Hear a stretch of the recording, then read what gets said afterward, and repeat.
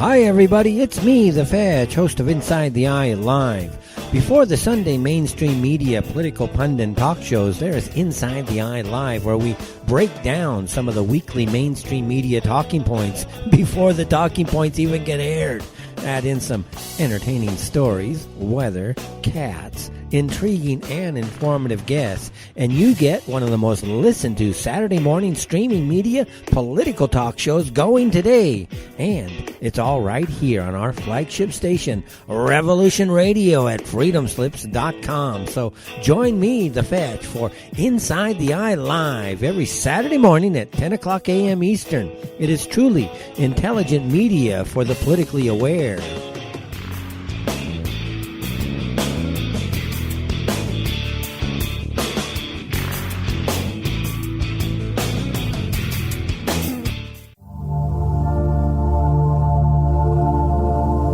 Welcome to Sacred Matrix, a divine paradigm of love and universal consciousness, with your host, Janet Kira Lessin and Dr. Sasha Lessin. Together, we transform the world. And now, here are your hosts, Janet Kira and Dr. Sasha Lessin.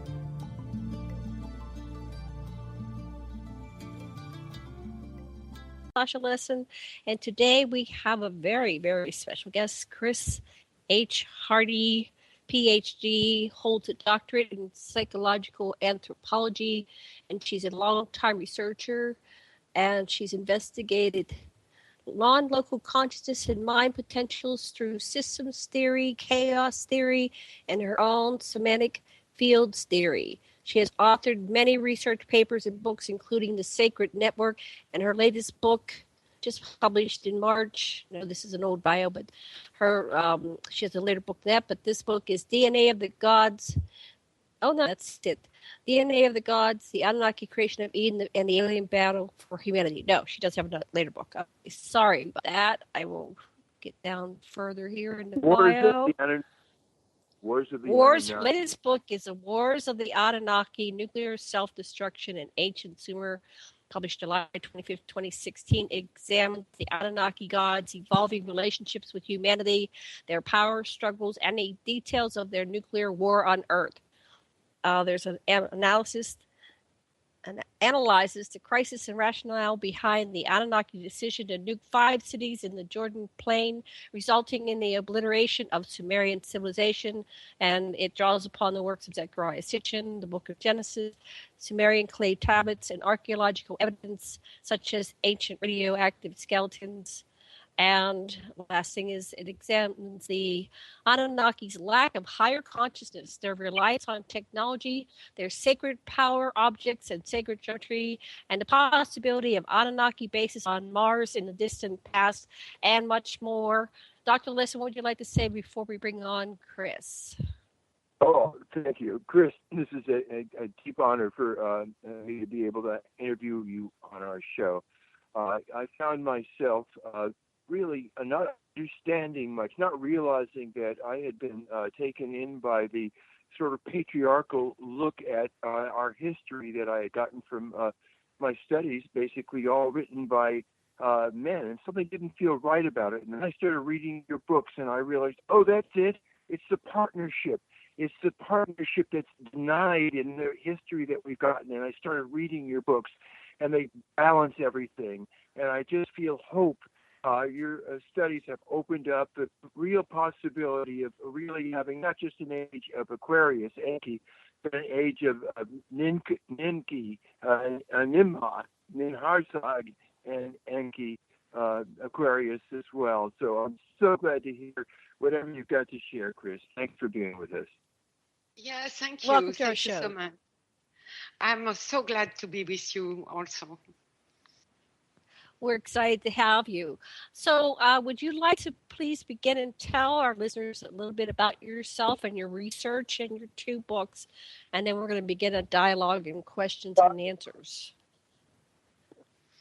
As you have just mentioned it, my main work has been in around consciousness and under different facets.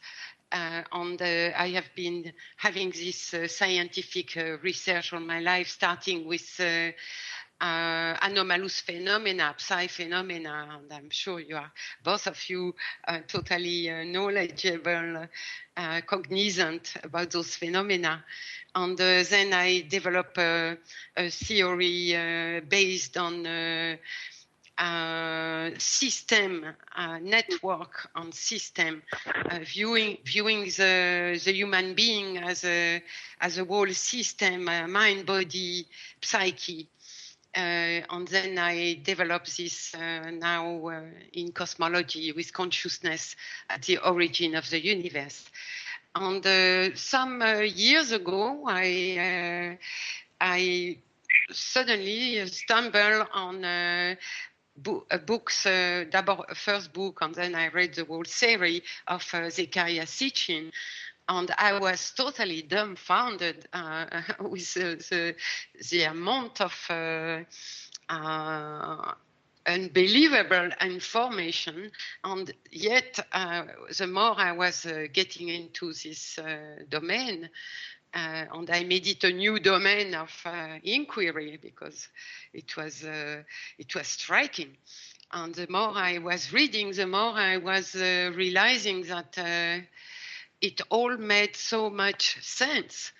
And then I had to take a great distance vis-à-vis what I had been told during my early childhood, especially in religion classes, and everything that was said about the book of Genesis and the stories that were there, that were also, as I could discover it in Sitchin, then in the Sumerian tablets, they were also in 2.5 millennia earlier in the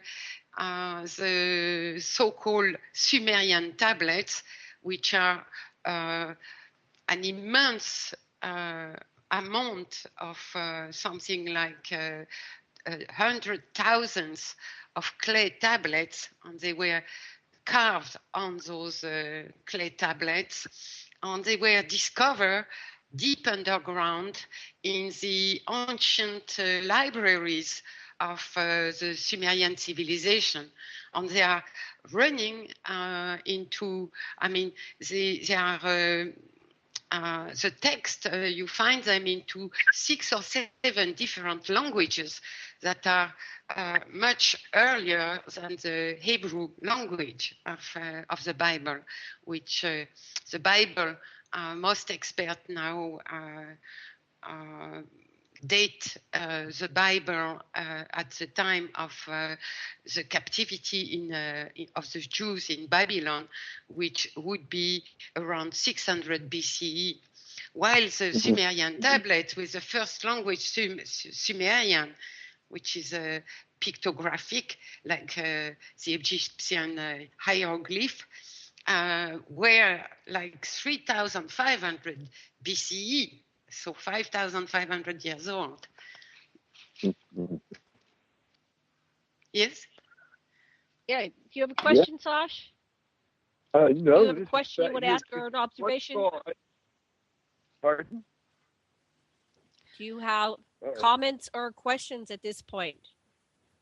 No, this is wonderful. What I see is this analysis in what I just read is how you were able to break down, using the system of analysis you use, the different times of who was adding to the Bible at different times, what their voices were, what basis they were making their claims on. I just love the way you broke it down and made sense of all the stuff that didn't make sense. Yes, Sasha, you are right. That was I was even astonished that I could use this theory, semantic field theory, that I developed in cognitive science to at last break away from this very stupid, I mean, what I find very stupid partition of a human person between the mind being totally different stuff than the body.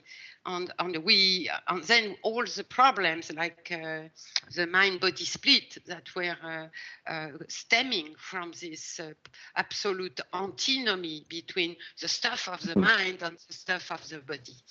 And I was very, very astonished that when I start digging and then writing, analyzing the text and comparing the biblical text from the book of Genesis with the text we had in Sumerian, Akkadian, I mean 6 or 7 different languages, I was absolutely amazed that I could use this theory to understand which proposition belonged to a certain type of personality who had some very specific values on judgment, moral judgment, or an absence of moral judgment. And then I could, according to the specificity of those judgments and values, I was able to have an idea about the time frame and the culture that the author of this specific proposition could have been living in. And that was absolutely amazing for me to be able to do that. Yeah, it was totally wonderful. There's the writers that are trying to look at the old stuff and write down what whoever wrote it thought was being dictated to as facts. Then there's the people that are trying to make some kind of a sense of a new ideology of a God that doesn't have a place, and then there's the last of all the ones that just want to make everybody wrong, and especially women. And you break it down so that we're no longer enslaved by these silly or paradoxical nonsense that gets written when everything's all conflated like it has been in our so-called religious literature. Yes, because the first enormous difference between the Sumerian text, you have understood, your audience is very knowledgeable, so we know well that we are talking about, again, 6 or 7 different languages from different regions, the whole of them in the Middle East. And the oldest one, as far as we have gone now, being the Sumerian, but then on the latest one, the Akkadian. What is absolutely... but they were copies and copies of the same text. You have something like, I would say, 30 or 50 what we call now epics. I mean, what they were calling epics, the first translator, because they thought all this was only myth. However, as we find most of the stories that are in the book of Genesis, we find them already in the Sumerian tablets, and with this incredibly precise translation from one language to the other.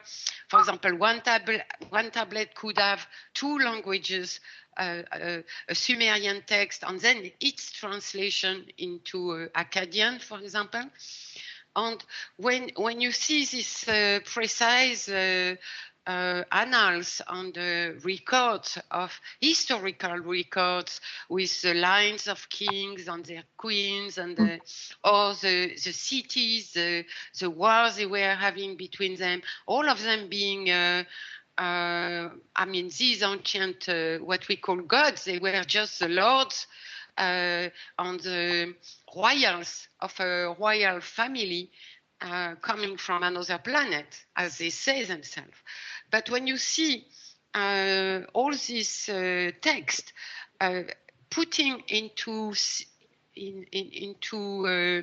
record the exact same stories that we find in the book of Genesis, and you can see the incredible difference. And the most striking difference is that in the Sumerian tablets, you don't have moral judgment about, for example, against sexuality. Their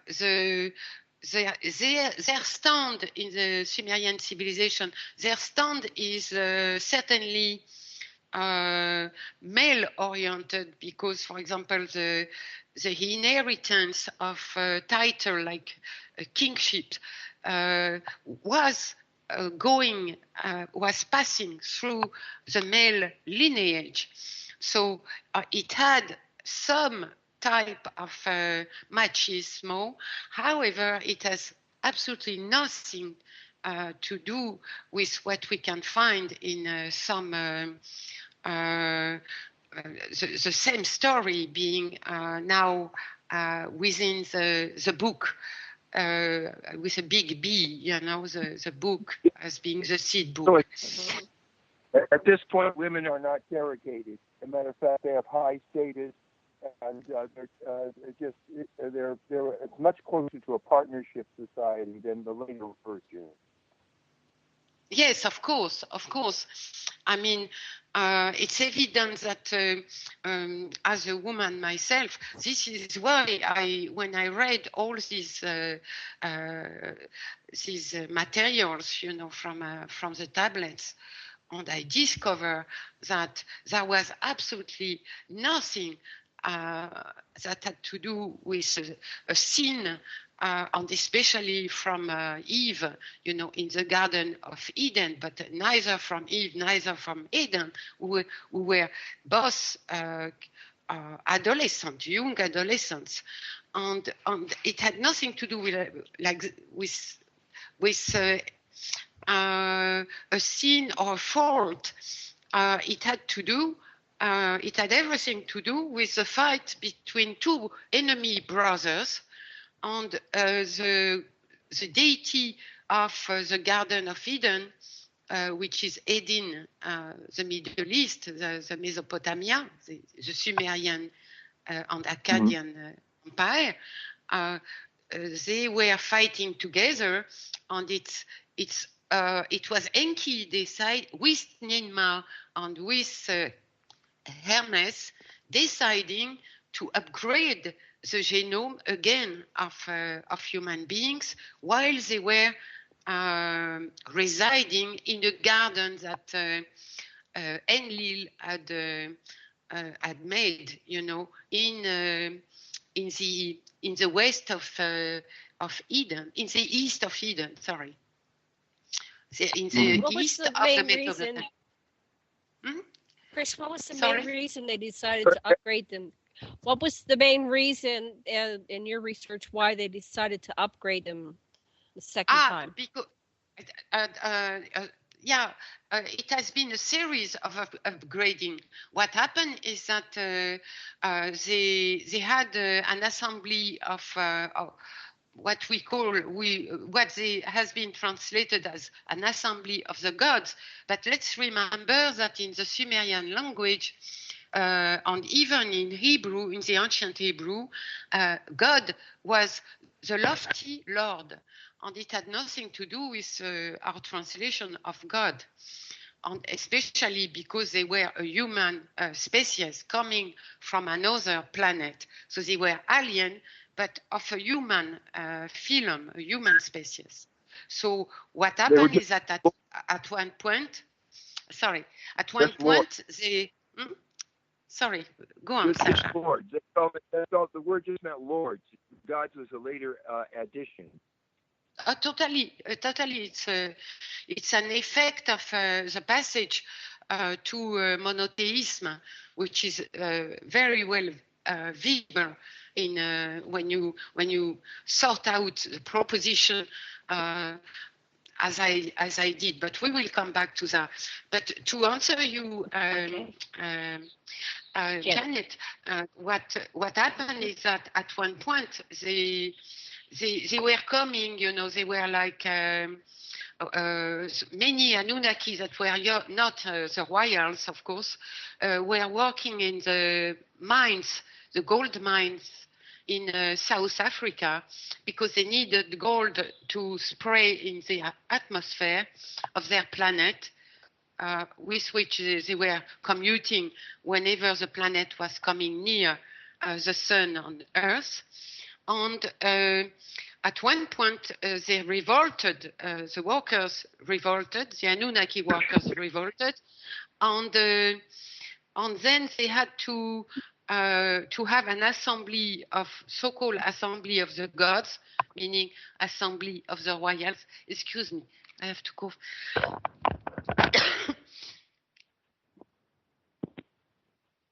I'm sorry, I told you I'm out That's of okay. a flu.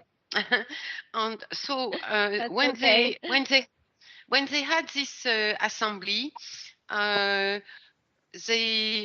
they understood that they had to create a species that could be working in the mines instead of their own kins.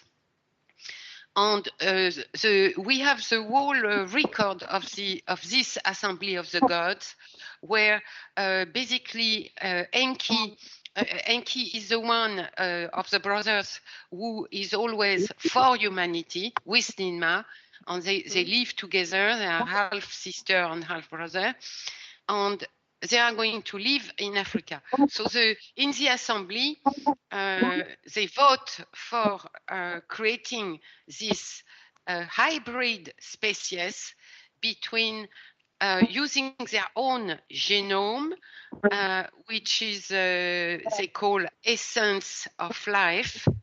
I have a lot of strange noises. I'm sorry. I hope. Yeah, I'm getting strange noises, so I'm not sure what that is, but let's. It's not from me. I'm not sure. Okay.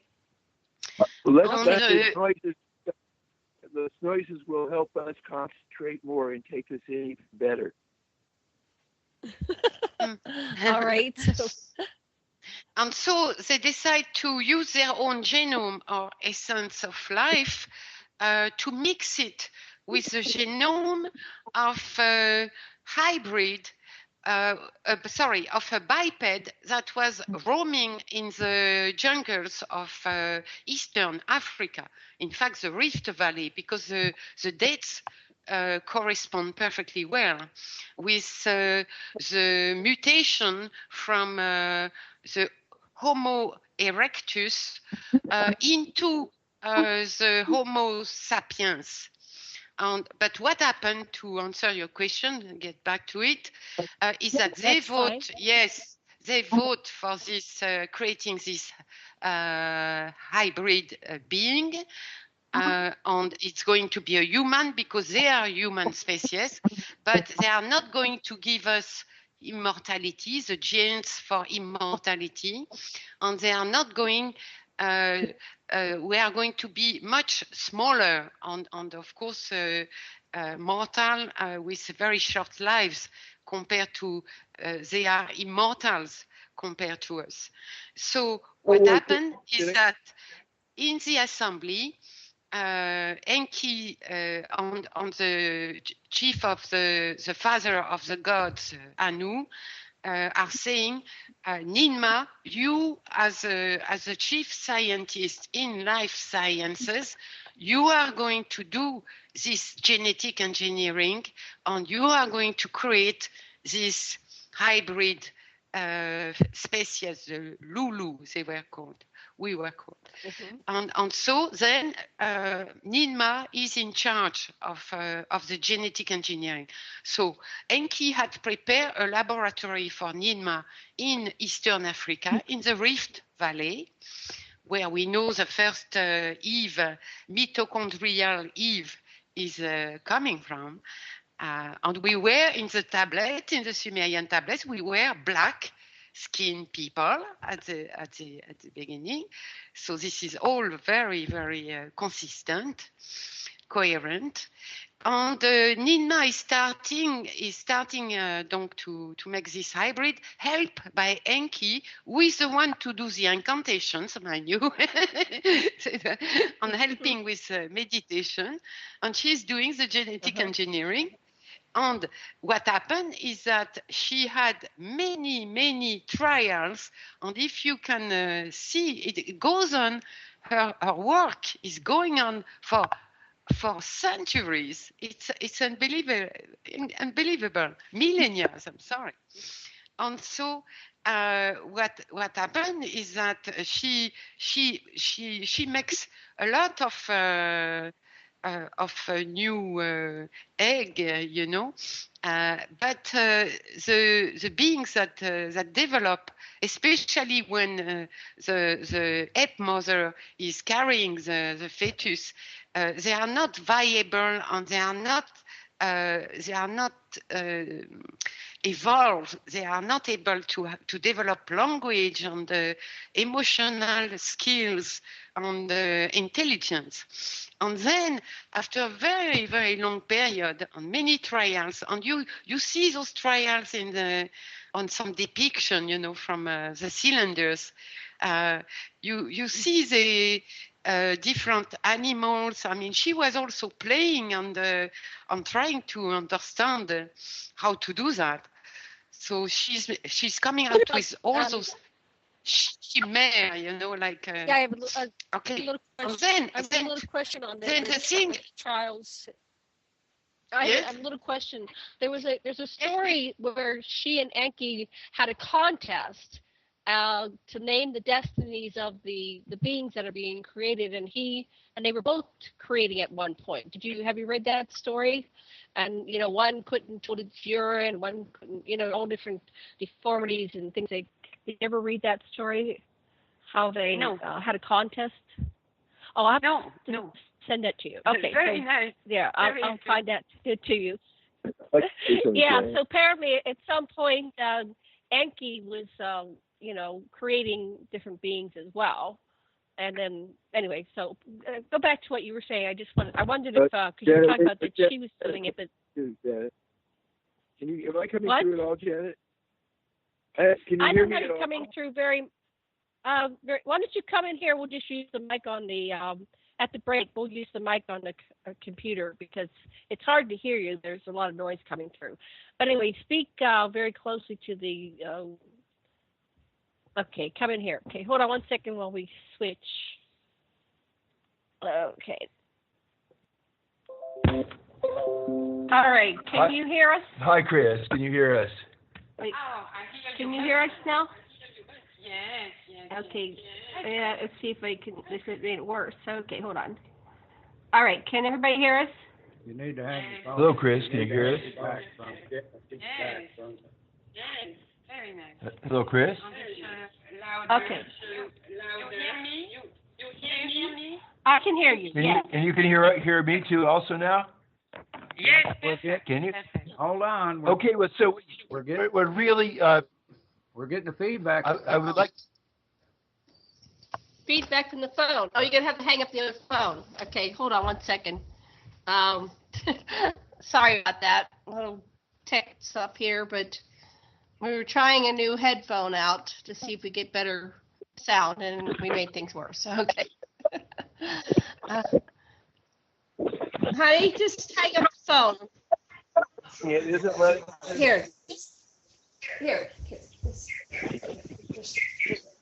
Okay. Go ahead. I'll get out of this. Hold on. Wait. I gotta get out of the room. Hello, Chris. Can you hear us? Yes, I can hear you. I have Oh, wonderful. wonderful. There is a jungle behind. Oh, excellent. Fine. Okay, so you know what really strikes me about one of the incredible genius things that you've done, as far as I'm concerned, is this notice about how the idea that we wouldn't be immortal that we would have shorter lifespans than the extremely long lifespans of the Anunnaki is what gave us the impetus, the drive within this limit of a short lifespan to learn so much so fast. And that's ultimately how the Anunnaki created us, to save them out of their stodgy multi-millennia perspective and see we ain't going to wait to be actualized. We're doing it right now. So that's how I take out of your stuff. Is that, do I got you right? Absolutely.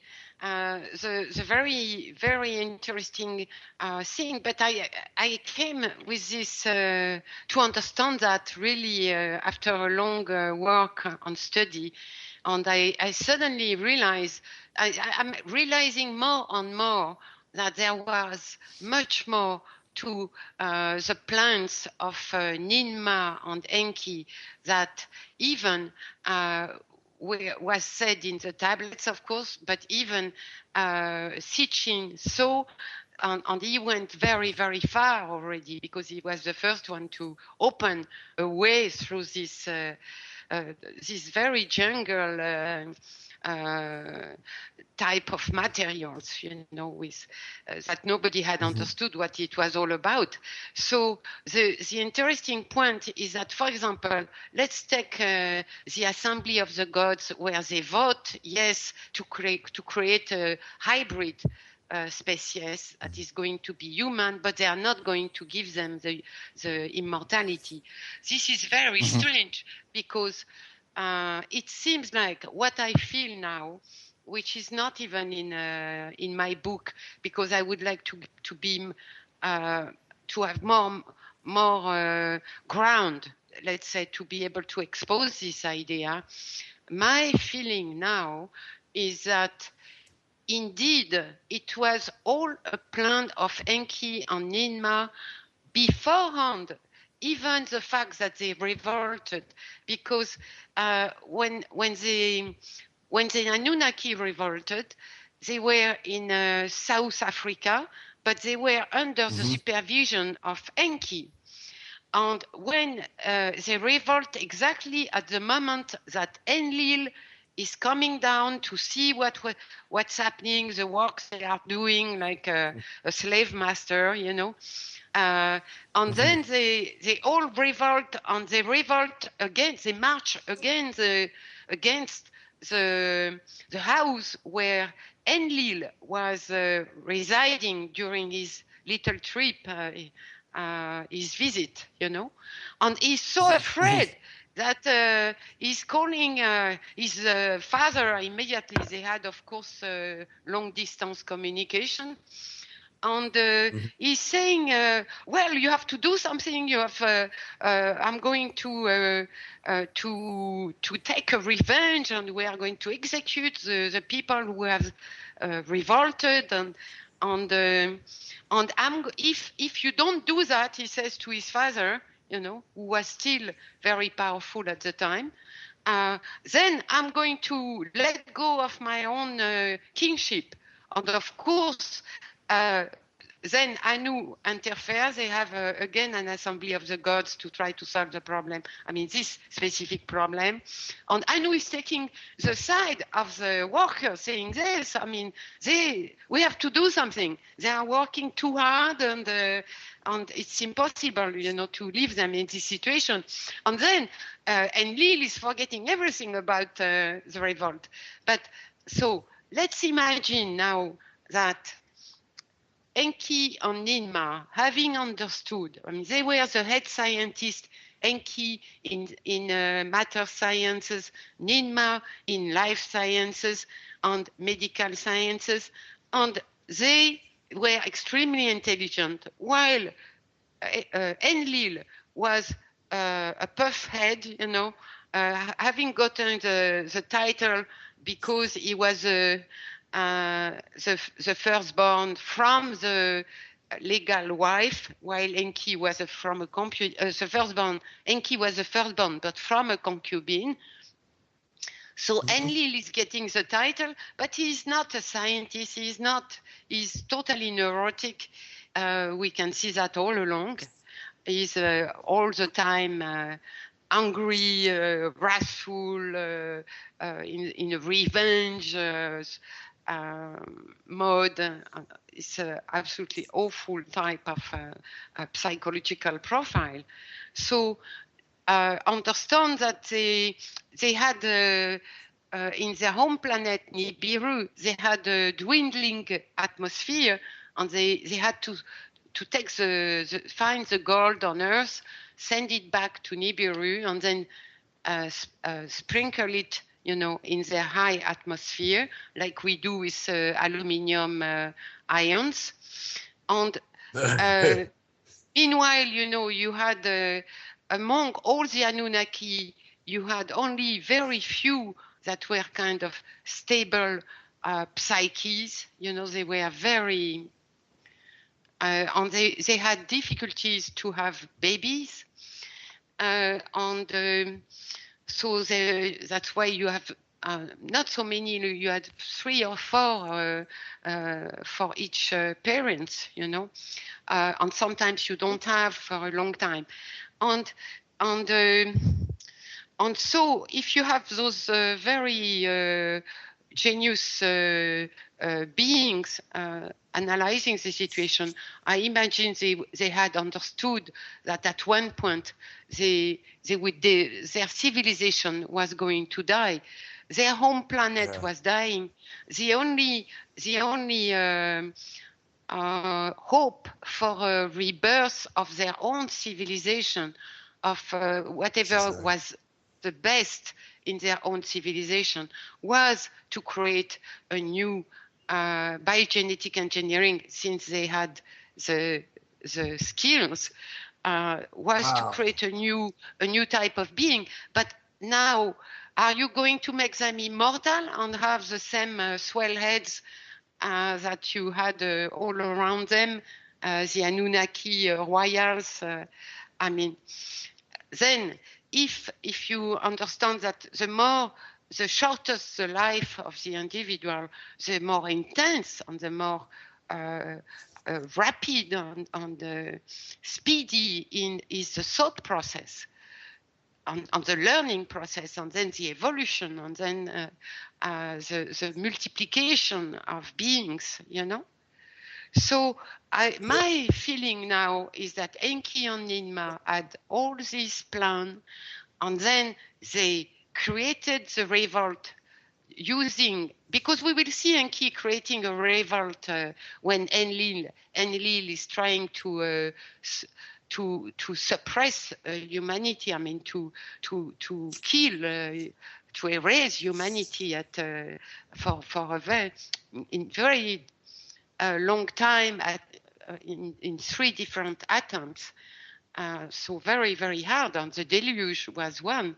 And so I believe that they created the whole thing, the revolt, and then they made it so that it had to go through, they had to find a solution. It had to go through the assembly of the gods. They proposed the genetic engineering of a new species with their own genomes. And then, of course, the whole assembly turned to Ninmah, because she was the one to be able to do it. Is it not making sense? Mm-hmm. You make so much sense. Let me just see if I'm following you so far. What I'm really getting at the base of a lot of this is, we were the hope of the Anunnaki that their genes or some essence of them would be preserved, even if their home planet became uninhabitable.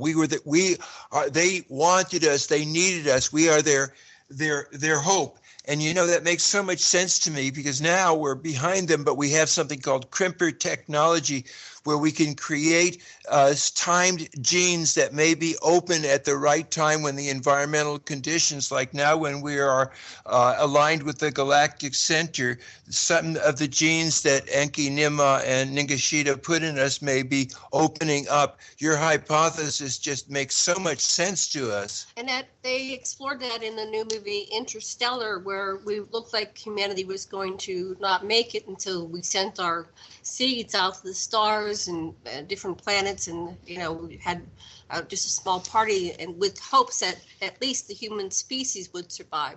So it seemed like a logical thing that a species might do if they're looking at their own extinction. At the very least, how can we preserve this? Oh, this is wonderful, Chris. Mm-hmm. Thank you.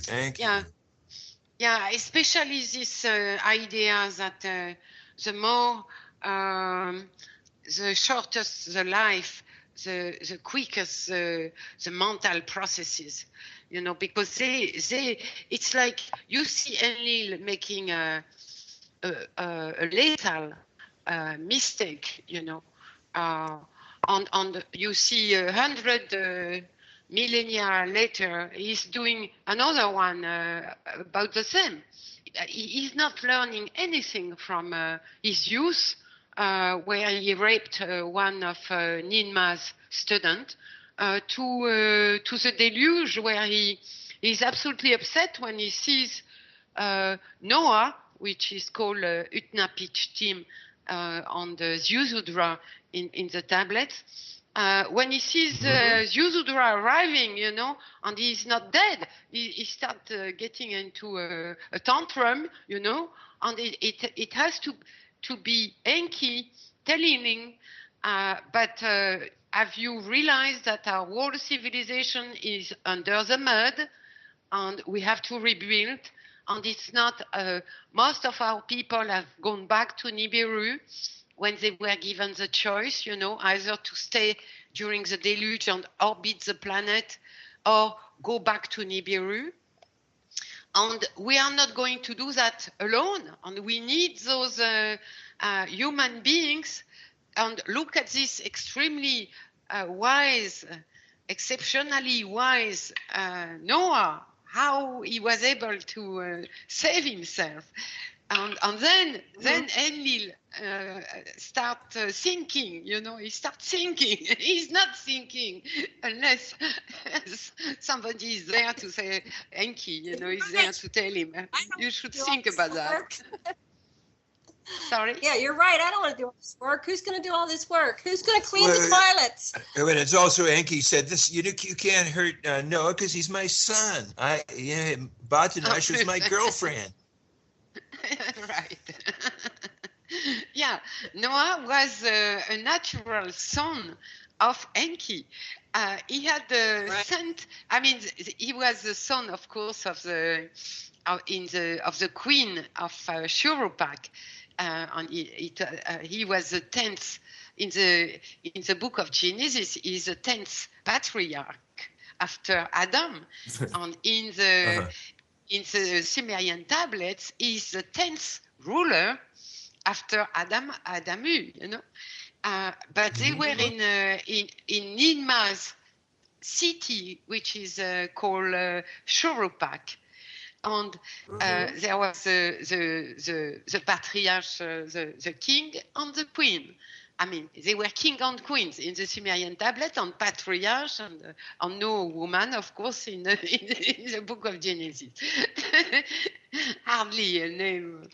But so the Enki, Ninma and Enki is coming to visit Ninma, and remember they live together. And right. Yes, and they had children together. And so at one point Enki wants, because there was two things about the constant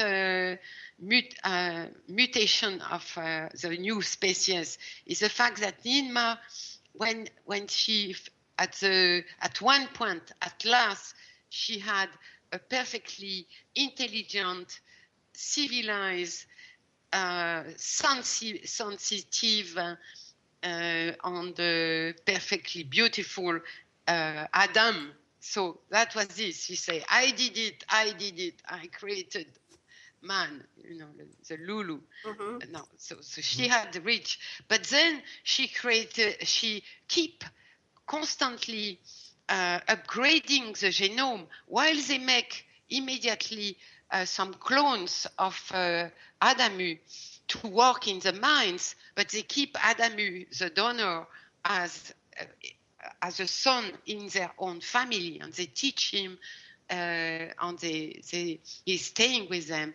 But then she wants to make a woman, and she keeps upgrading the genome of the new species. And each time she's putting more and more of their own genome. And at the same time, they are also giving more education, more care. And now, Adamu already, she understood, Ninma, that the fetus, the child had to be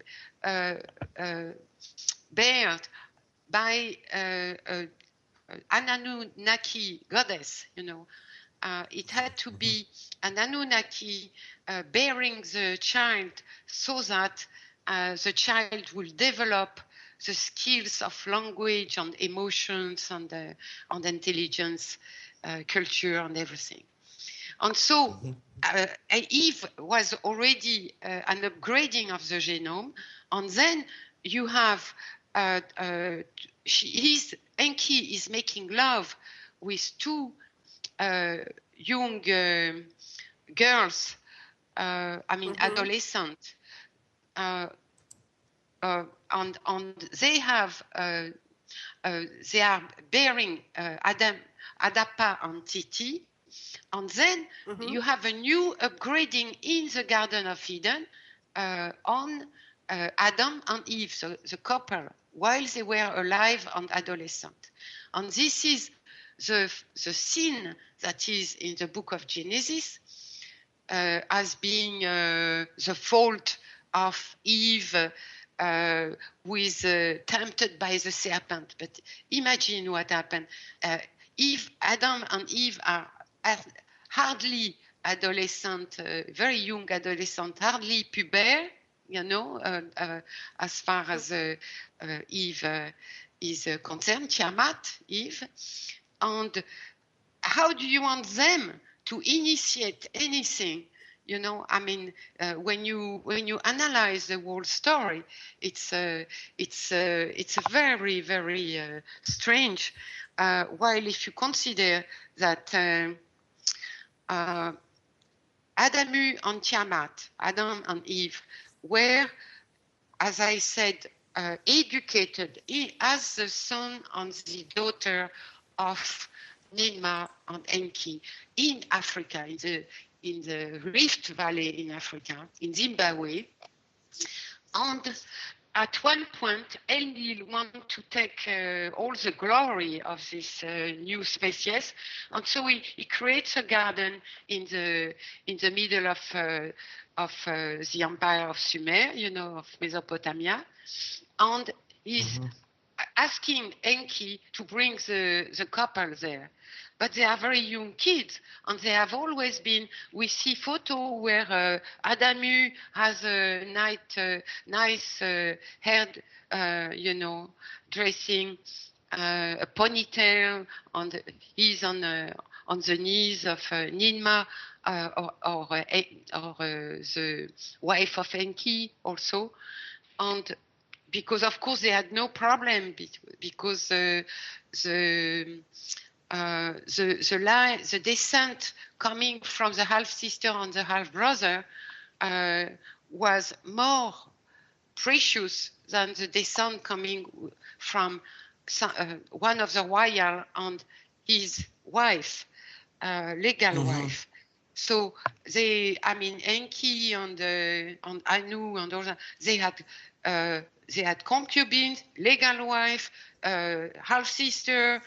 They had lovers here and there, It was totally free sexual life that has absolutely nothing to do with what we find in the book of Genesis. Well, this is why sexuality cannot be a sin in Sumer. It's impossible.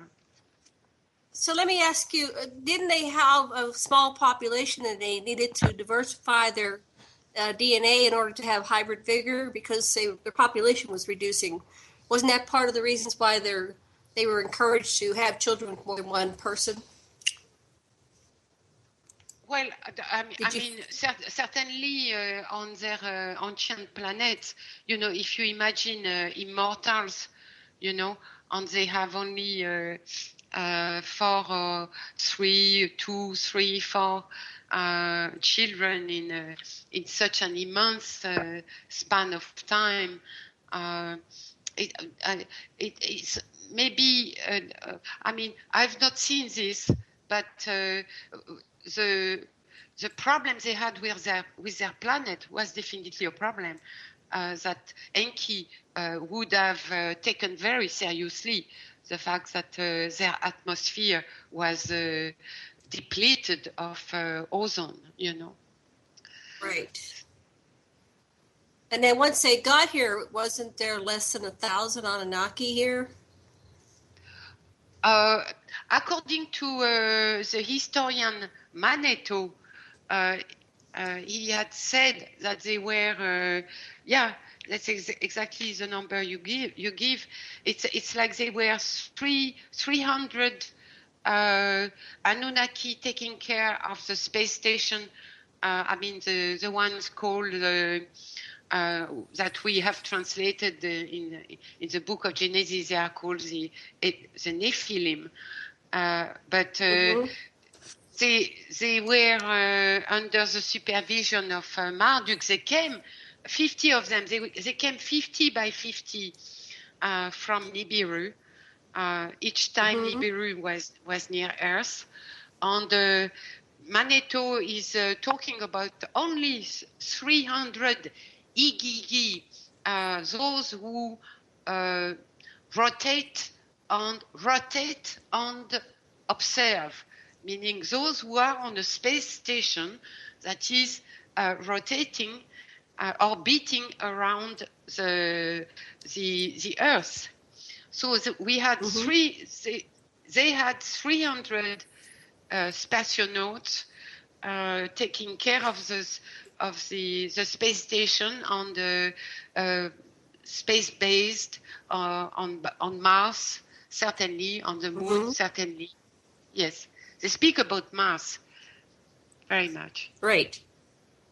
Sasha's question. This is just, it's more of an underlining because what you said is so important that they kept using, first a long time, the wombs of Anunnaki women, Nigerian women, and what you implied is that it's the mitochondrial DNA that basically is the shot of sort of empathy and yin consciousness, the inclusiveness, oxytocin consciousness they were giving by each feminine inclusion into our species. Do I understand you correctly? Can you elaborate? I don't understand. Very they well. kept making the babies into the wombs of the medical practitioners, the female medical practitioners who were Anunnaki, and when they carried them in their uteruses, they conveyed to the biology that their offspring would have the mitochondrial DNA, the feminine capacity already inherent among the Nigerian women to be inclusive, to be peace-loving, to be the feminine consciousness that is generally suppressed in the Anunnaki culture and in the culture of the Nephilim who run things now. Yes. A little remark is the fact that it's something that goes beyond the genetics that we know of. I'm sorry, the genetics of the fetus, because those Anunnaki women had to bear the fetus that had been conceived in vitro, meaning totally in the laboratory of Ninmah, with the male coming from the Anunnaki, from a male god, and I believe they used Hermes because Hermes is very present with them. Then he will be the one to do the upgrading in the Eden, and the Hermes. So they needed, of course, the sperm from a male Anunnaki, young, beautiful, intelligent, genius, and it had to be Enki's son. If it had not been, it would be Enki himself. So we have either the genome of Enki or the genome of Hermes, his son. Voilà, one of his sons. And as for the egg, for the woman, the feminine egg, it came from an ape woman, the biped from the jungles of Africa. So basically, the fetus, the egg, was already fecundated. Crystal started commercial. About 6 minutes. Let's say revolution, freedom, cyber.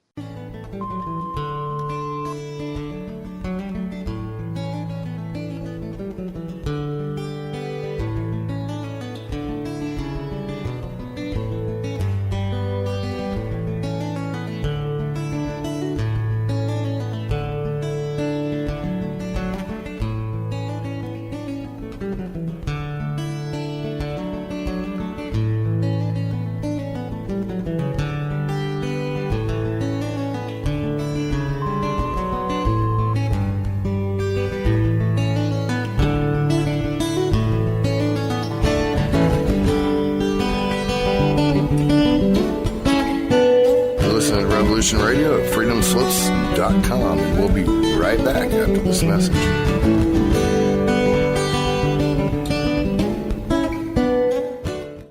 Hey everyone, it's Barbara Jean Lindsay, the Cosmic Oracle. If you have questions about your past lives or future plans, need answers from the cosmos about your love life or career, or just want to keep your finger on the pulse of the planet, check out my show, The Cosmic Oracle, here on Revolution Radio at freedomslips.com. The opinions expressed on this radio station, its programs, and its website by the hosts, guests, and call-in listeners or chatters are solely the opinions of the original source who expressed them. They do not necessarily represent the opinions of Revolution Radio and freedomslips.com, its staff, or affiliates. You're listening to Revolution Radio, freedomslips.com, 100% listener-supported radio, and now we return you to your host.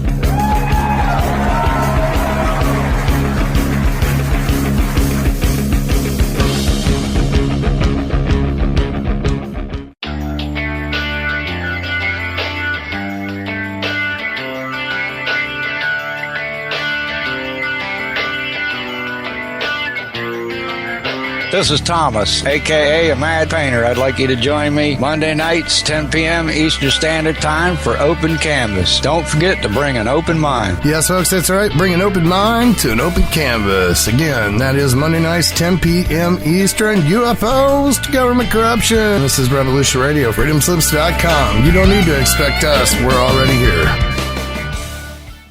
Enjoy your extra big-ass fries. You didn't give me no fries. I got an empty box. Would you like another? Extra big-ass fries. I said I didn't get any. Thank you. Your account has been charged. Your balance is 0. Please come back when you can afford to make a purchase. No. I'm sorry you're having trouble. trouble. Come on. My kids are starving.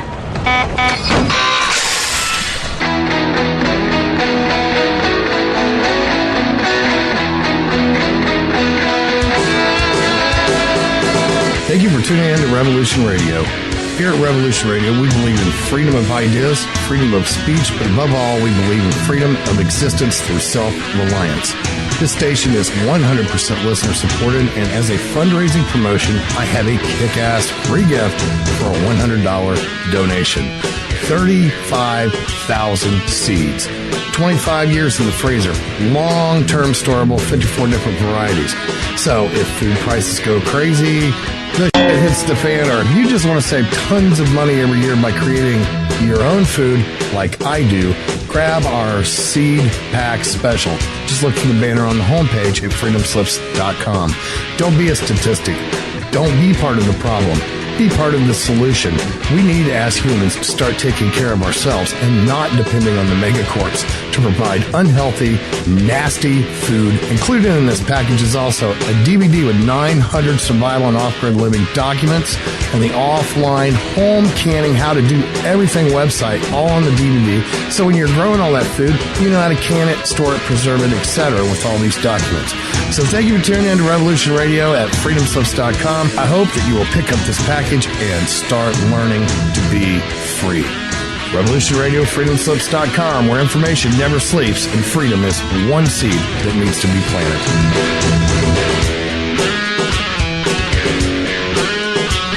What we do in life, it goes in eternity. Who are you? I am the architect. I created the Matrix. I've been waiting for you.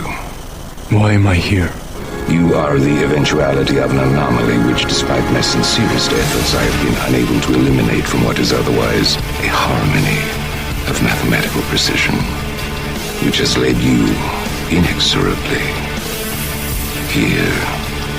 You haven't answered my question. The Matrix is older than you know. As you are undoubtedly gathering, the anomaly is systemic, creating fluctuations in even the most simplistic equation. Choice. The problem is choice. Right here at Revolution Radio, freedomslips.com. Be here Wednesday evening at 8 p.m. Eastern Time for Private Eye Matrix Revealed with Monique Lassan. The opinions expressed on this radio station, its programs, and its website by the hosts, guests, and call-in listeners or chatters are solely the opinions of the original source who expressed them. They do not necessarily represent the opinions of Revolution Radio and freedomslips.com, its staff, or affiliates. You're listening to Revolution Radio, freedomslips.com, 100% listener-supported radio, and now we return you to your host.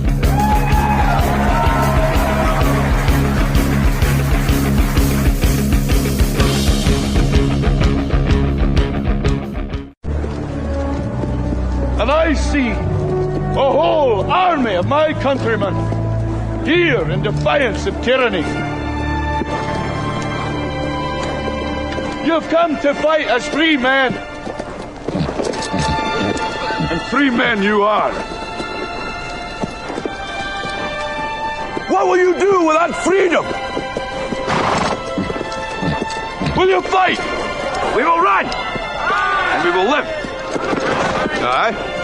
Fight and you may die. Run and you'll live. At least a while.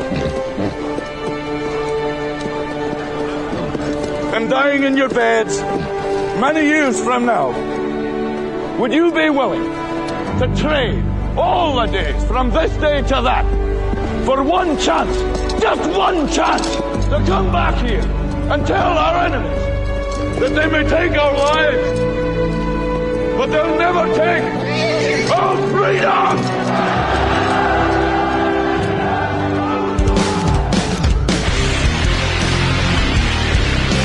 The future is uncertain. I know this. Death is inevitable.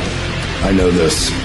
But one thing is certain. As free men, it is our right to live unencumbered and in peace. And those times are quickly drawing to an end. And in these times, peace is certainly an illusion. And as the chains grow tighter, our ability to slip those chains increase incrementally with every passing moment. Inaction is no longer an option. It's time to raise our voices like a cacophony of thunder and lightning and tell the masters no more. And this is Nighthawk, and I say, for myself, no more. Revolution Radio, freedomslips.com, because the freedom is slipping away.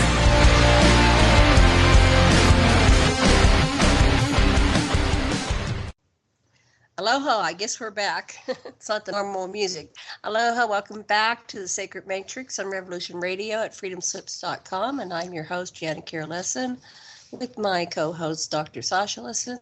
And we have Chris H. Hardy, Ph.D., here with us today. And before we get back to our show, and I want to also acknowledge a mad painter, Thomas Becker. Thank you very much for being our producer today.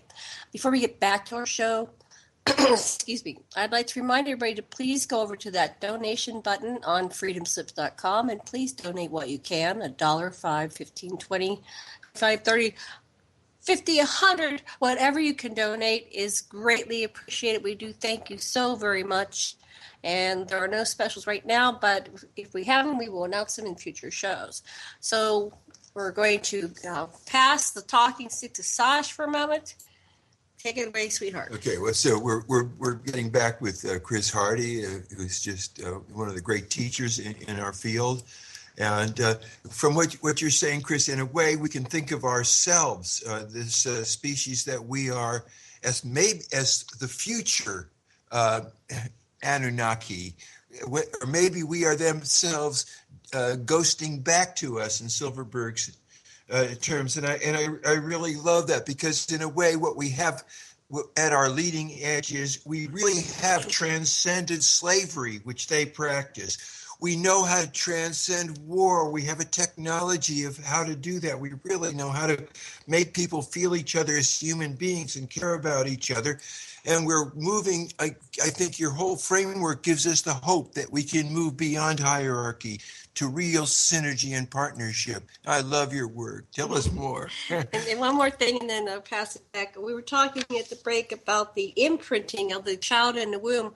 I often wondered when I was doing my research is, why did it not work so well when the child was carried in the pre-human being with the sperm and the egg of the pre-human being? Why it didn't work so well until they moved it into an Anunnaki female. And so as a therapist, I'm thinking, well, there was some imprinting, maybe environmental factions. I don't know. What's your thoughts when you're making this? He's making a face. No.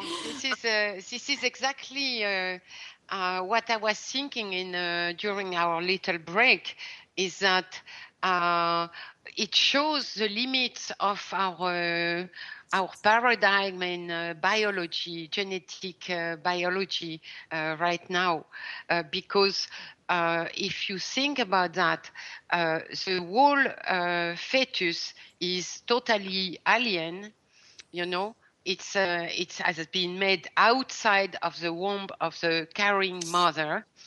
And then it is inserted, artificial insemination, into the uterus of one of the Anunnaki doctors working with students working with Nilma.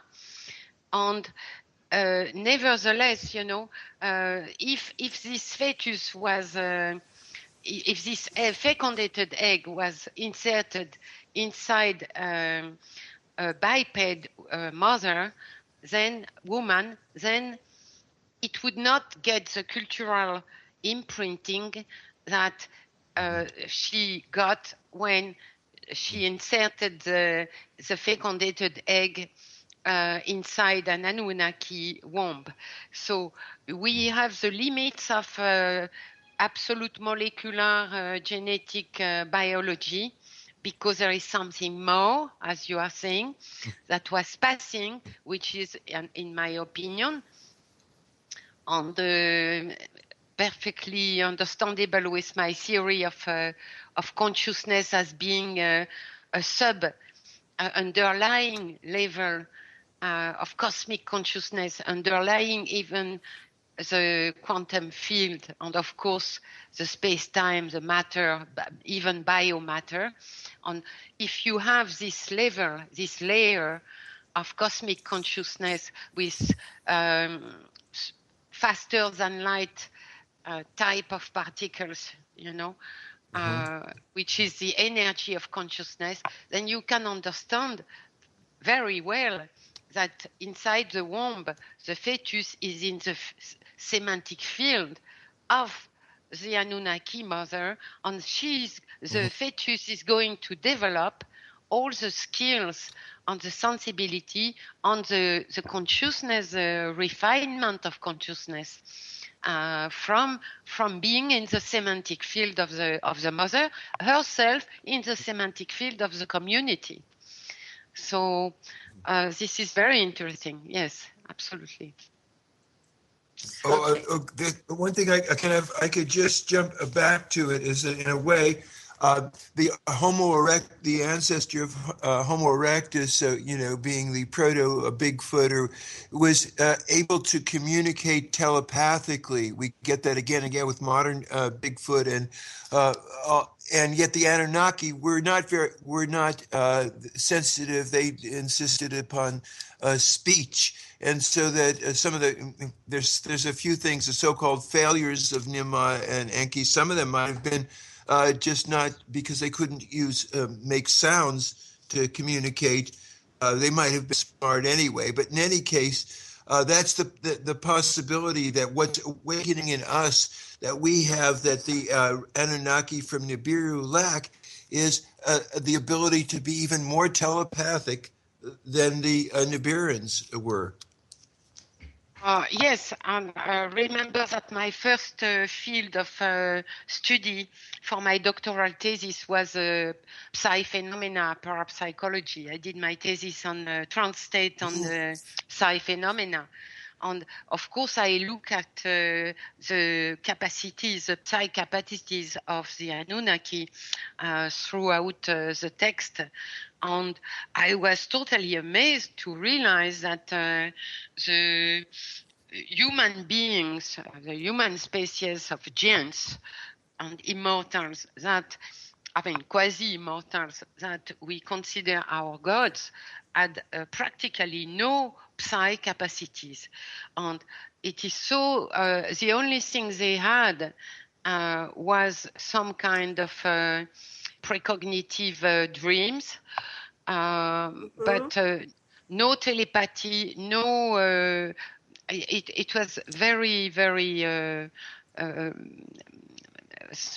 little refined, but so when you see the book of Genesis, what is very interesting is that Eve, the Eve of Genesis, was able to sense that Abel had been murdered by Cain, and she was running to the scene. And when she got there, she saw that Abel was already dead.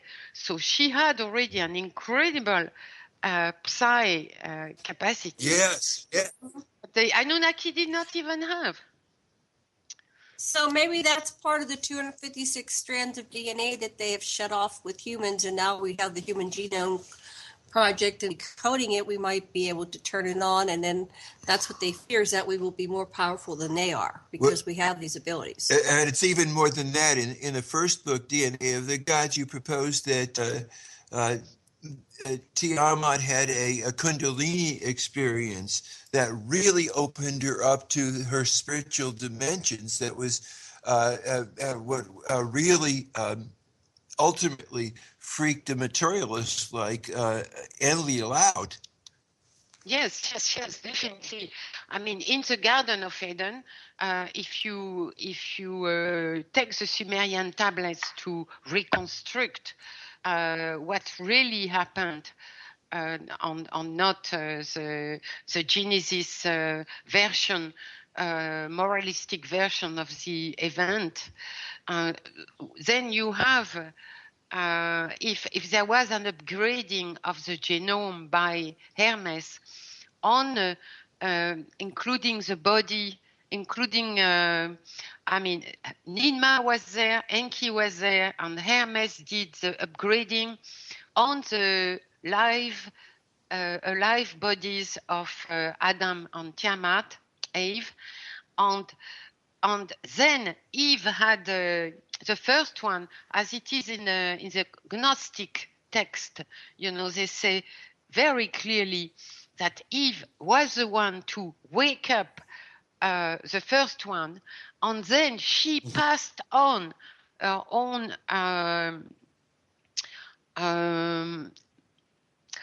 illumination, her own enlightenment. She passed it on to Adam. And we have a depiction that I have studied in detail, analyzed in detail in DNA of the Gods, my first book on the Anunnaki. On this depiction showing Eve, not only she was bright and in the light and smiling and happy and confident about herself, but she had made herself some clothing she had made herself. But not only she had made the clothing, but also like a pan, but she had made some makeshift table out of branches, but the table was so geometric. It was like her mind was already able to work symbolically, abstractly, and make a perfectly geometric design.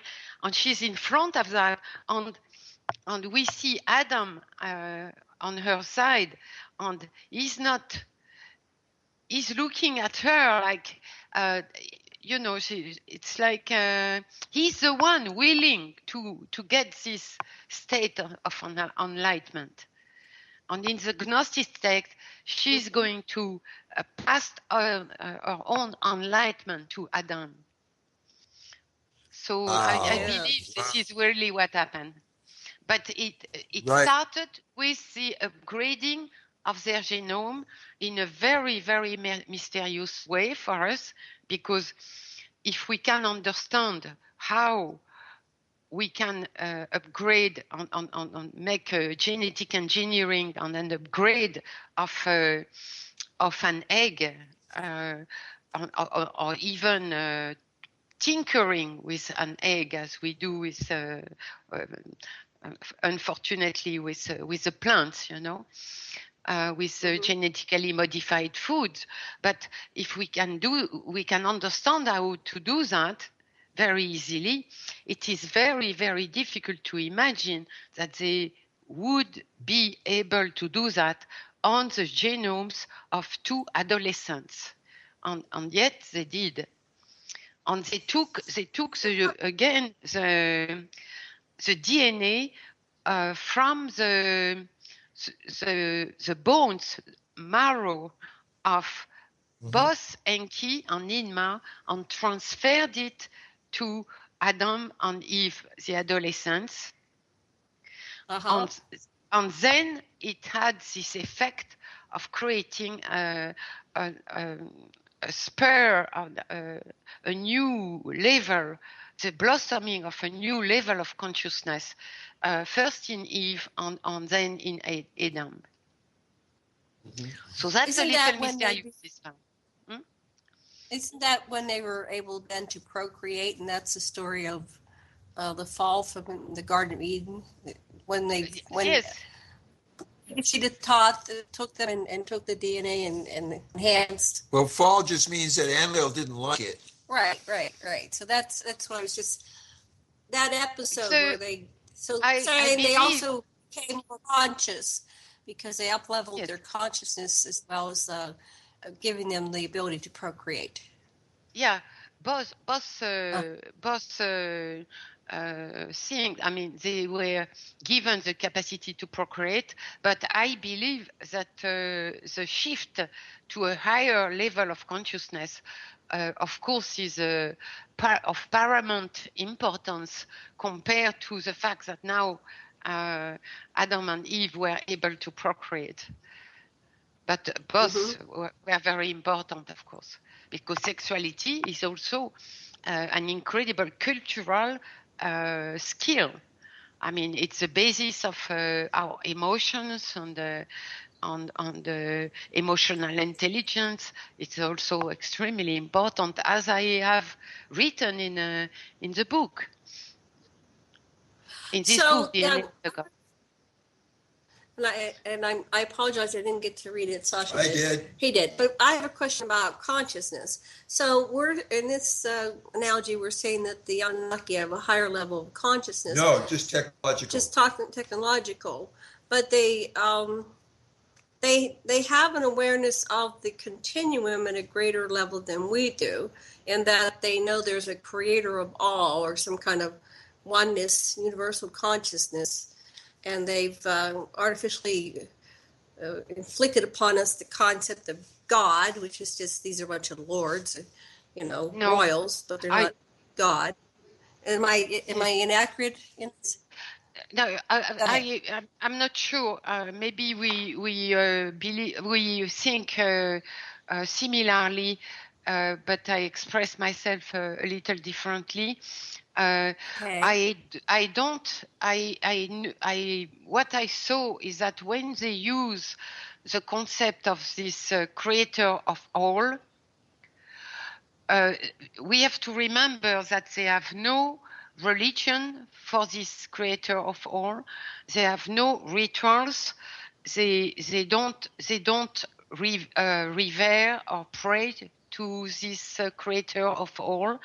It is just like a philosophical concept of, they know that there is a cosmic force which is intelligent, on the cosmic consciousness that is beyond whatever they can conceive of, but it is not a being that they are going to pray to. So this is very interesting, that when they ask the young humanity to pray to them, and they gave us rituals how we should pray to them and offer them this and that, and sacrifice and this and that, on the specific prayers and rituals. They did not pose as our actual concept of God, immaterial, omniscient, etc. They posed as the lofty lords. They want to be revered in their own temples as the lofty lords. You understand? It's totally different. So, on the young humanity, we have to remember that they were living, if you were living in the city of Ninmah, Shurpak, you knew that the half-brother, Enlil, the swellhead who was the ruler of Earth by heritage, was living in Nippur, and they had wars, and they had all the annals, historical annals of the war each brother had done with a cousin, with a sister, with whatever. So the young humanity was living in the middle of a family of lofty lords who wanted to be prayed, and we were so haughty, and most of them, apart from Enki, the clan of Enki, who were so, egocentric that that the population of their city were not allowed to pray to another god. See, it was a very, very strict and hierarchical, as you said, Sasha. It's true that we are moving way beyond what the Anunnaki were able to sense, and to in every aspect. Our science is maybe not as developed as theirs, in one respect, which is the fact that their science was more holistic. It was techno-magical. I mean, those chips were able to give them the power that were qualities like eloquence, or kingship or queenship.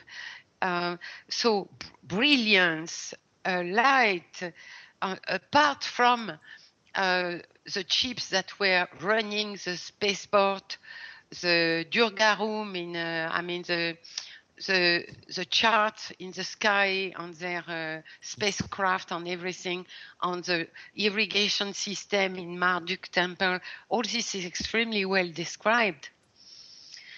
But apart from that, their chips were not only materialistic type of science.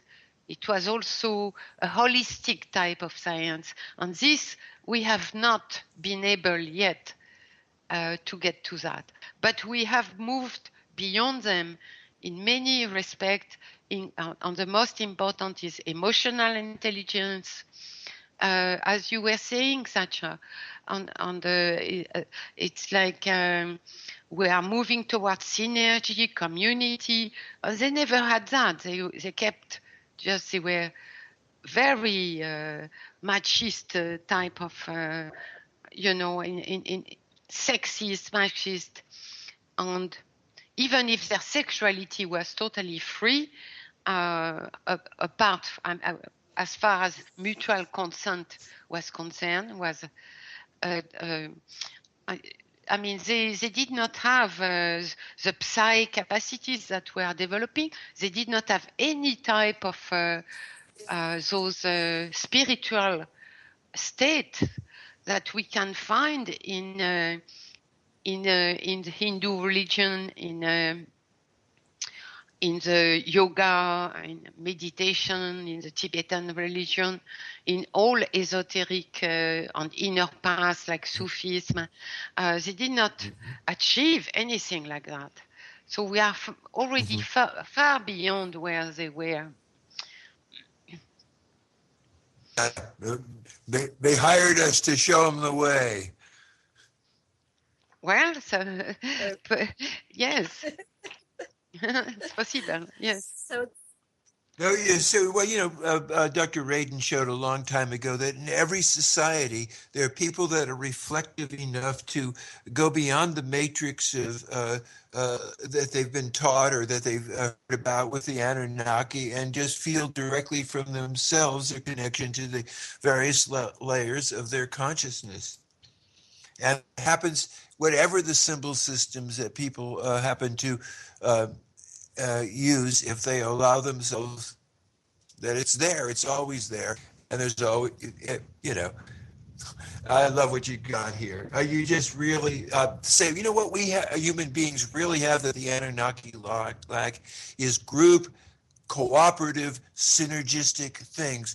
Our scientists put together, if they can just, when they get beyond militarization, can achieve anything because there's so many of them working so intensely in their little life, time of life to make their contributions that we do wonderful things. And and so I think there's great hope for humanity. That's what I think.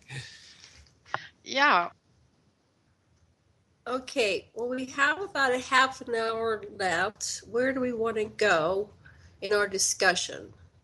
So we dealt with the creation of humanity, human beings. What else? Well, one thing that I would like to deal with is the way that the people who wrote the Bible and the minions of Enlil, Yahweh, have dissed Prince Marduk.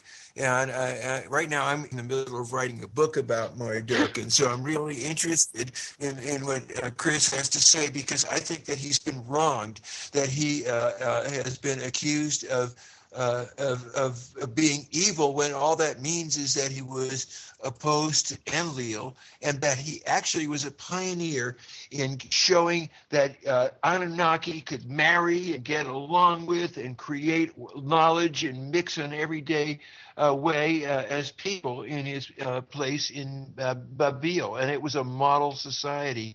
And I think that's one of your things that your work does, is resurrects Marduk. It's the complex and character that he is, that he had loving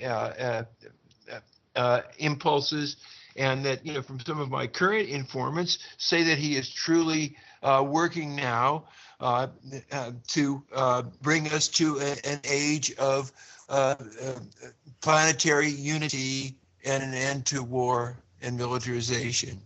So I'd like to hear what you want to say about Marduk. Well, we lost. You still there? No, we lost her. Oh, no. Back. Okay, Sorry, try to I'm get sorry. her back. I'm sorry. I had Wait a minute, that- heard what I was starting to answer to you. That yes, I am totally agreeing, and I don't understand why some researchers in the Anunnaki on Sumerian tablets, why some of them are fearful of Marduk and the so-called return of Marduk. Marduk was the only one of the Anunnaki to have experience, to have made an experiment in social community in his Babel Tower, and that's why Enlil got so upset that he smashed Marduk's tower, because even if you read the book of Genesis, but now you have in the back of your mind the understanding of what is there is in the Sumerian tablets and how things are described. You have also the Tower of Babel episode in the Sumerian tablets. But if you read now the biblical text, you will see that the real reason is that he had there create a new type of society in his own temple in Babylon, which was one of the most advanced cities in Sumer. And in this temple, he had the small mingle with the powerful, meaning he had the young earthling living together on a par-to-par type in equality with the Anunnaki in a community, in a spiritual community. And when you see the poems that Marduk wrote, it's a very beautiful poem that he wrote just before he came back from exile in Hattiland, which is the Hittite country, which is south of actual Turkey. And he was there in exile because they constantly tried to manage to push him out of his own town. And one time he was reading the stars, and he had an oracle, a being. I don't know if it was a man or a woman or an Anunnaki or an earthling, but an oracle told him exactly how long he had to wait, like 30 years before he could return to Babylon and reconstruct his temple. And he wrote a poem that was absolutely beautiful, where he was saying, I really wait to be able to give to my people, a spiritual opening and poetry and art. So he had a very, very sweet heart. And let's remember, as you said, Sasha, that he was the only one Anunnaki to have fallen in love. I'm saying fallen in love with an earthling woman, the daughter of a high priest.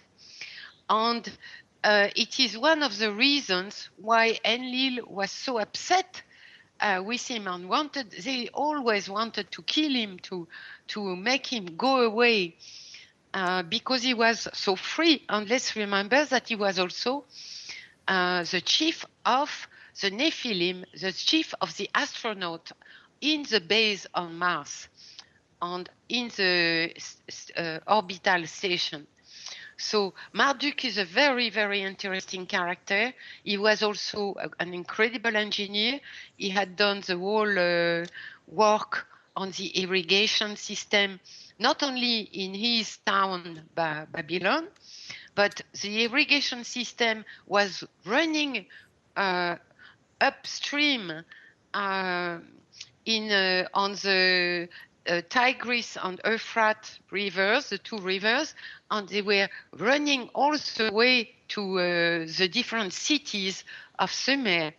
And when he was again pushed out of his temple by his brother, younger brother Nergal, who was an ally of the Enlil clan, and who was one of the people to rain the nukes on Palestine, on Sodom and Gomorrah, Nergal, on Ninurta. And Nergal, as soon as Marduk was gone, he destroyed his laboratory, his Holy of Holies, and thus he destroyed the irrigation system. He stole the maize that was managing this whole irrigation system, and the whole of Sumer was having water problems, and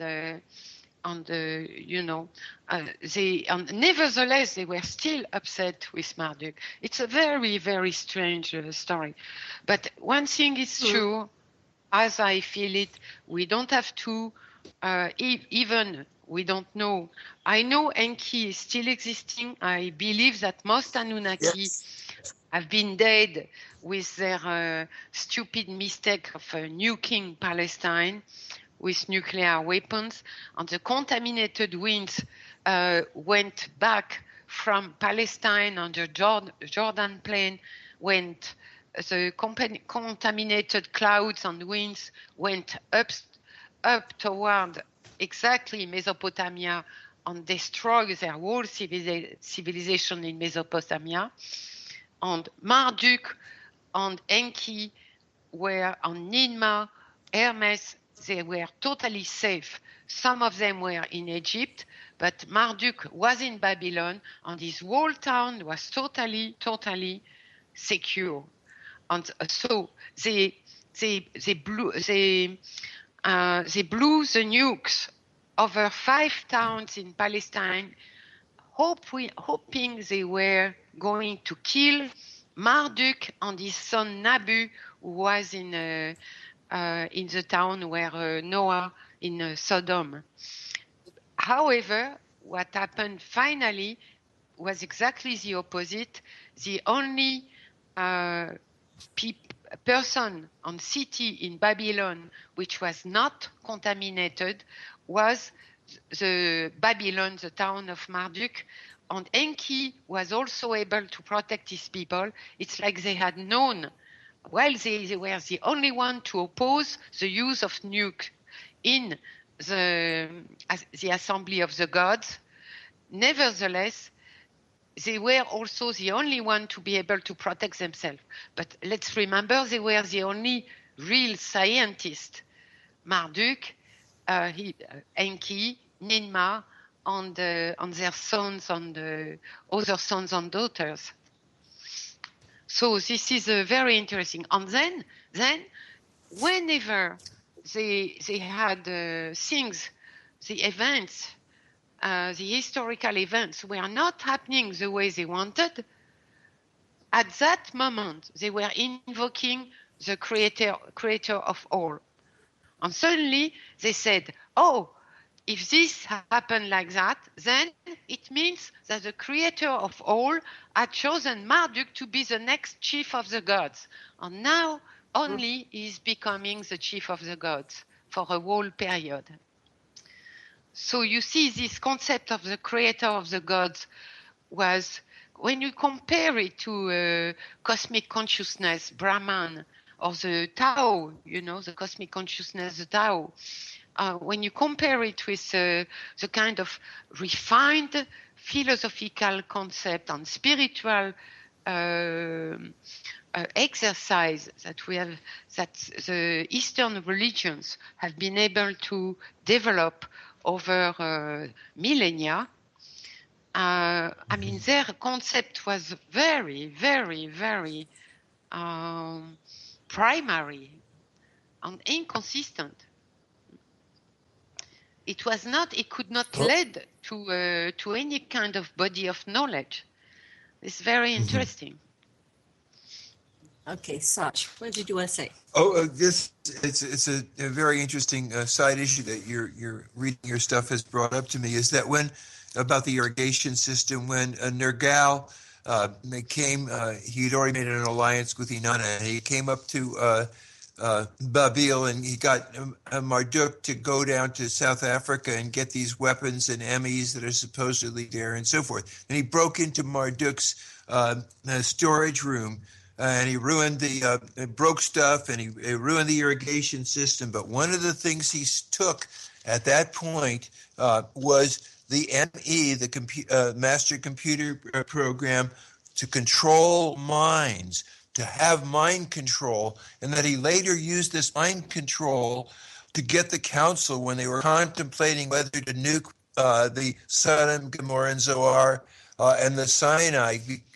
He got them, without having to go to the meeting at all, to agree, because he had used this mind control thing on the council, and only Enki was able to break that. But the rest of the council, even Nimrod, voted, yeah, go ahead and nuke them. That's the only way to stop them. In the meantime, Nergal had already gone to get the nukes because he knew where they were. So that's something that your research has brought out. And I think it's so important that mind control programs were used from way back then by Enlil's ally, and in this case, the very crazy genocidal Nergal.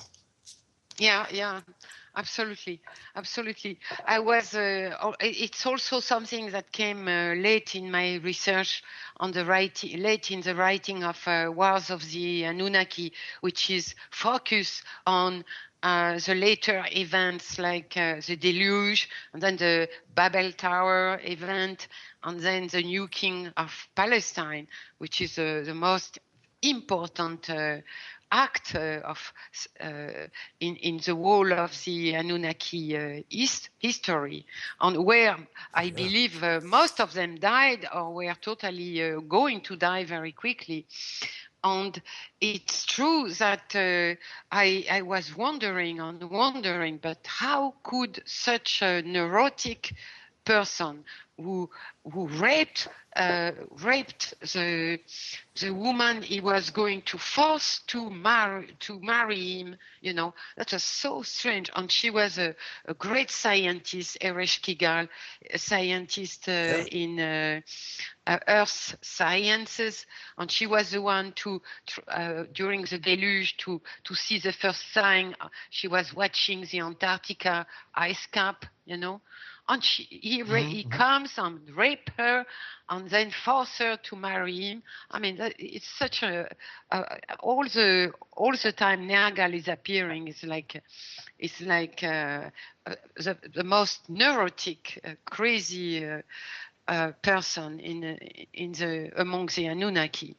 And then you see him not even able to persuade, because we have text saying again, Nergal, enfin, I forget their name because I pass their name because it would be too long to explain. Again, Nergal and Ninurta are able to influence Enlil into the use of nuke against Marduk and Nabu, And again, the two say evil in the ear of Enlil. Another text says that Enlil was the one to initiate the use of nukes, so basically they share. But then you have what you just mentioned. How could such a neurotic person be able to have the backing of a whole assembly of the gods, meaning all the royal families, family, and you know, like all of them, and he was able to get the yes vote for nuking Palestine, just to try to kill Marduk and Nabu, who was hiding there. Nabu for sure, Marduk they did not even know for sure. And what happened is that Nabu left, of course, because he was able to get the information, and only the human earthling population was erased. And then when you see those events, the way they happen, you know, with the voting, the bullying of the other gods, and Nergal not even waiting for the vote to be really happening and to have the permission, he's already in Africa trying to starting to get the nukes from where they had been hidden by Enki. And Ninurta, then with the agreement and the mission, so to speak, of the assembly, now runs after Nergal in Africa. And when he gets there, Nergal has already prepared the spacecraft that are going to carry the nukes. You know, it's unbelievable. And how could such a man? And then I was searching, and because he's really not like, you know, at all in the tablet. So how could he have such an important influence? And then I saw that one of the me that he had stolen in Marduk temple, as you were saying, was the me to influence and to get people to do what you wanted. I mean, mind control. Mm-hmm. The name of the me was perfectly clear. Like you have a me that is the eye that can scan the sky and the stars, okay? You imagine what it is. And you have another one, which is the eye that can scan inside the land. You know, it's like the lasers that are able to go, that we just have since not even 30 years. That's how we are able to detect underground chambers under in the Giza plateau, you know. So they had all those me's. On spacecraft, of course. Mm-hmm. So yes, so what was the one called that made the mind's control? What's that? What's the name of that one? I'm sorry, I have what is the I don't. The ME that controls the minds of those? I'm sorry, I forgot about it. Yes, that's it. Okay. I'm searching the name and I don't have it in memory. That's okay. I'll find it. Maybe it come back. I missed something. Where did you find that story when you were doing research? Where did you find it? I'd love to see the original where you found the name of the ME. I'll get my book. That's if you don't know it. I was just curious, like, because I love it when people discover those things. You know, it's like looking for these treasures. Okay, it's part of the whole. I mean, what is in Genesis starts. What in Genesis starts with what they call the War of the Kings, which was an alliance between Inanna, Nannar, and the king of the East. And they are against Marduk, and they march all the way to the Sinai, you know. And then and this is the beginning of what is going to happen in 2020 BCE, which is the nuking of those 5 cities, which were the cities of the king opposing the alliance of Inanna and Nannar. So it was all an internal feud between the Enki's clan and the Enlil clan. And all this all this it starts with Nergal getting into the temple of Marduk and willing to him to go again in exile, and all this is in one epic, which is the epic of Nergal. On Nergal, after he had is the era epos, because Nergal, after he had nuke Palestine, he was called the Scorcher. And the Scorcher is Era, E-R-R-A. And Era, the Scorcher, became his name.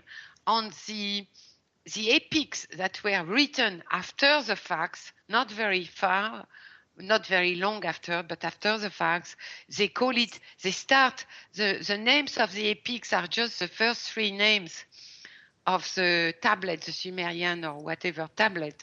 So this tablet started by Era Epos. And so it's like, so it is the Era Epos, and the Era Epos, astonishingly, has a definite Enkiite outlook on what Nergal did. So it means that the person who has written the tablets or dictated the tablets was either Enki or one of his Ninma or one of his sons, I mean, somebody inside Enki's clan, on dictating or not to a scribe. And this is the Era Epos. And Ninurta, who was the second one to use the nukes over Palestine, the Sinai mountains, they had a spaceport in their Sinai. This is something I still have not been able to understand. How in hell were they able to blow their own spaceport, to nuke their own spaceport? And they had asked the Nephilim, the special, all the people taking care of the space station on the spaceport, they had asked them to go out of the site and then nuke the Sinai spaceport. The first nuke was the Sinai, then the Sinai plain, and then 5 cities in the Jordan and Palestine plains. Chris, what Sitchin told us was that Marduk was closing in on one side from the Egypt side, and Nabu was coming from the Canaan side. They were going to take the Sinai, and Enlil had ordered Adad, Verkocha, and Ninurta to build an alternate spaceport at Titicaca, and with a takeoff at Nazca. And so they didn't want to leave an alternate spaceport in the Sinai that Marduk would conquer and then use to conquer the rest of the earth and perhaps even take what he felt was his rightful kingship in Nibiru. So they were trying to make it unusable before they left it to Marduk. That's what Mr. Sitchin told us anyhow. This is very interesting, Sasha. Very interesting, because this is something that is not I've not found something very clear. Sitchin in the books where he's talking about this wall. I think it's the first one, but he's talking about this wall, War of the Kings, and all that. He has done an incredible job being able to reconstruct the advance of the army, and then Abraham, stopping the army of the alliance just before the Sinai. But it was not clear. But I have another insight about that. It doesn't mean it is not compatible. I still have to go deeper with you about this issue because it was a very, very important question in my mind. Yeah. And you were able to talk to Sitchin, so you are having a lot of information that he may not have put in his books, or he may have understood later. But one thing is one idea, maybe insight I have is that inside the Sinai was what they called the place of the gods. I believe that, for example, Enoch, they had one of their secret temples inside the Sinai, which was not the spaceport, because the spaceport, Marduk, at the very beginning, when he came from Nibiru with 50,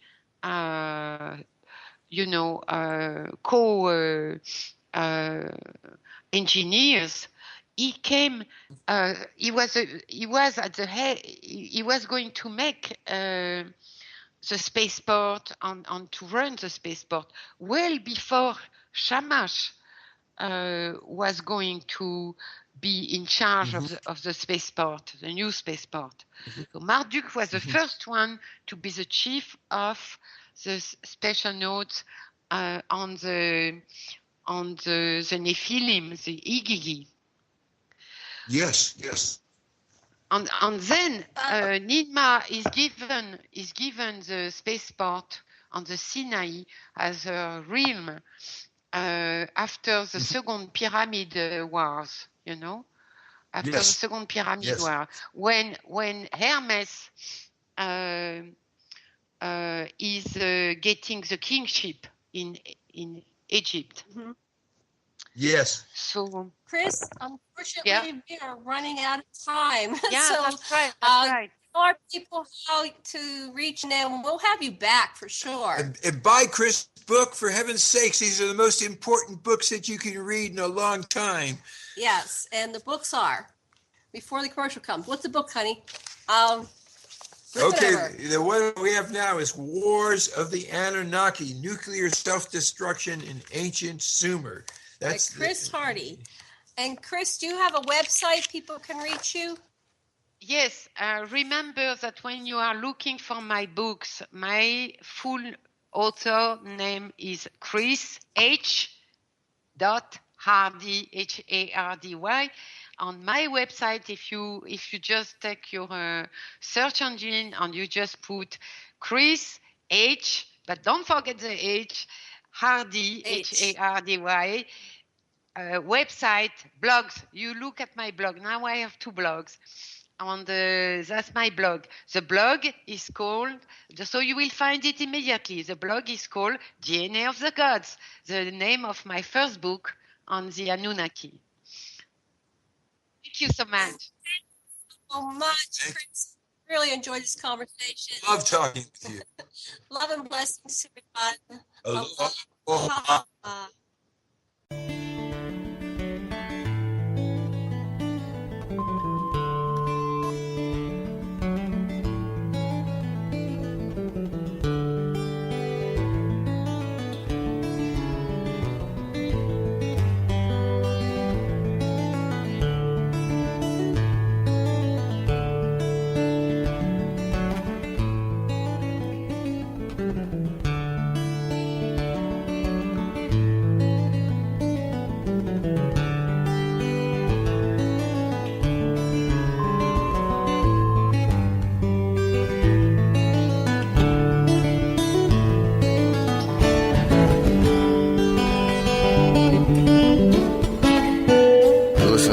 Radio at freedomslips.com, and we'll be right back after this message.